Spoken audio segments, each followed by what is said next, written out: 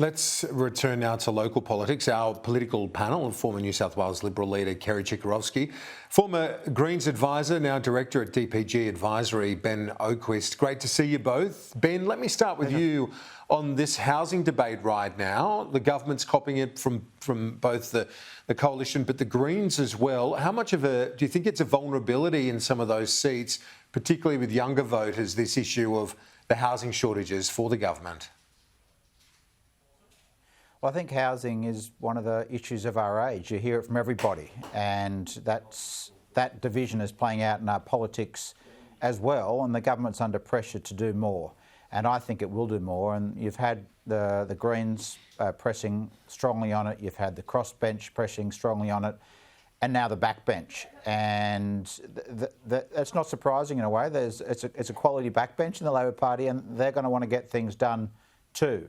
Now, for the first year of the government, they've been kind of constrained by what they went to the election with and seeking to implement their policies in a steady, calm manner. But the housing crisis has got worse. Affordability is at unbearable levels for a lot of people, more people than renting than ever before. So I think the pressure is going to come on the government to do more. And I was interested in that story on the front page of the paper, not just by those backbenchers that were named, but by one unnamed senior figure in the Labor right who apparently said Labor really needed to do something radical on housing, albeit in its second term. Otherwise, it would lose a generation of voters. So I think you are going to see more action from the government on housing.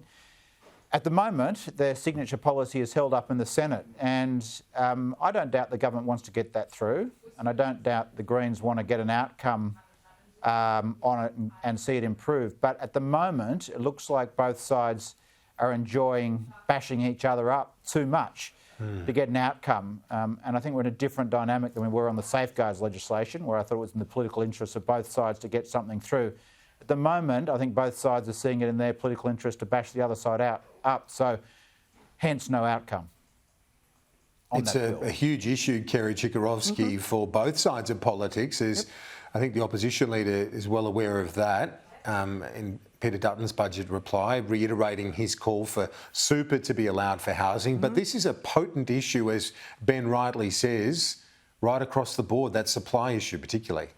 Well, you can see how potent it is because you've got the Premier of New South Wales directing agencies within his government to find land that can be released, whether it's to build public housing or even to the private sector, because there is such a problem with supply in this state. So it is a huge issue.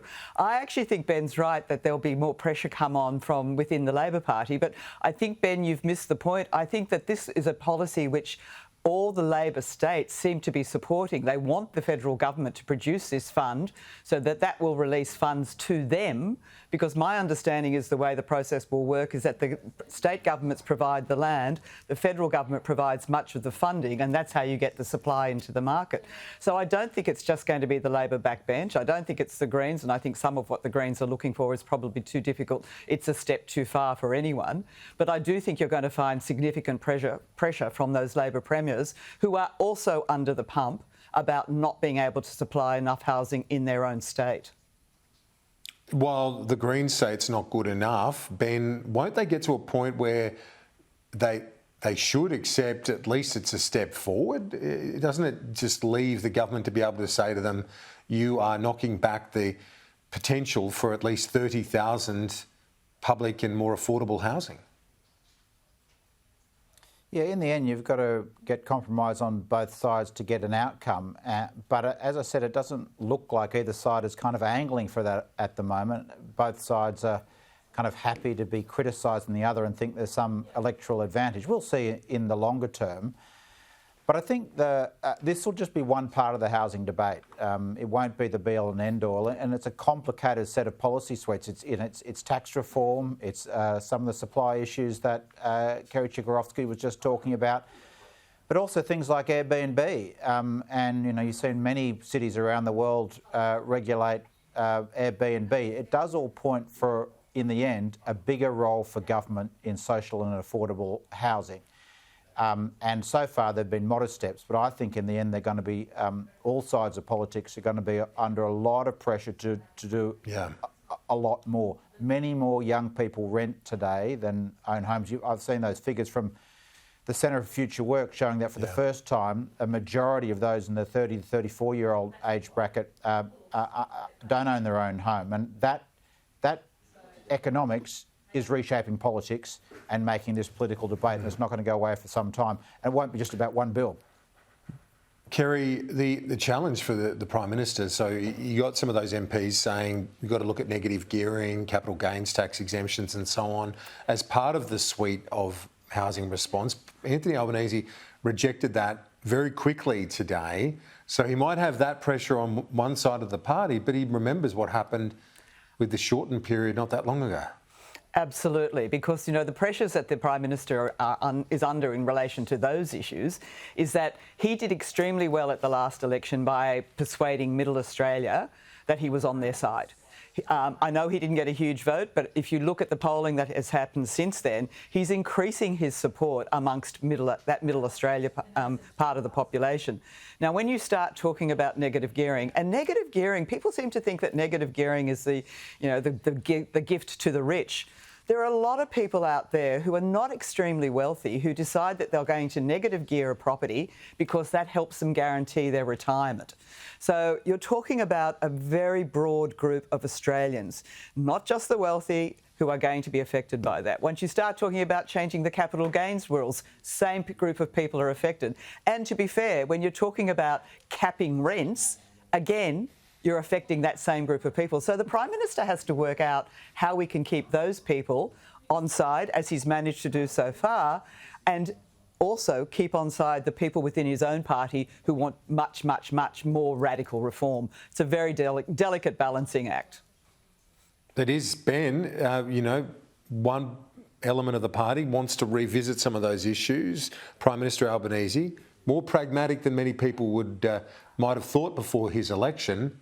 He wants to win another term in office. Yeah, but we're now moving beyond the first year of the government. The first year where they spent delivering their promises methodically and setting up a reputation of doing what they said they were going to do.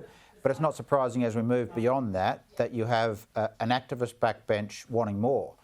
One, because they're talented and they want to do things and they want to change the country for the better.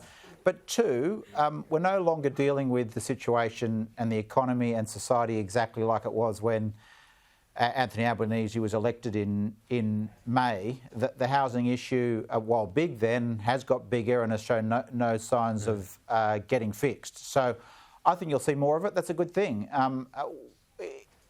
One thing you've got to say, though, is that Labor and the Greens and the crossbench are debating what to do about housing and how to fix it. And I don't think those kind of simplistic solutions that were offered by Scott Morrison, that Labor ditched about accessing superannuation, that most people just said would, lift prices and, not actually do anything with supplying more affordable housing, are cutting it. And the coalition's kind of out of the debate. And I do think this kind of push for Labor to do more is going to be a feature of the next 2 years of their government leading up to the next election.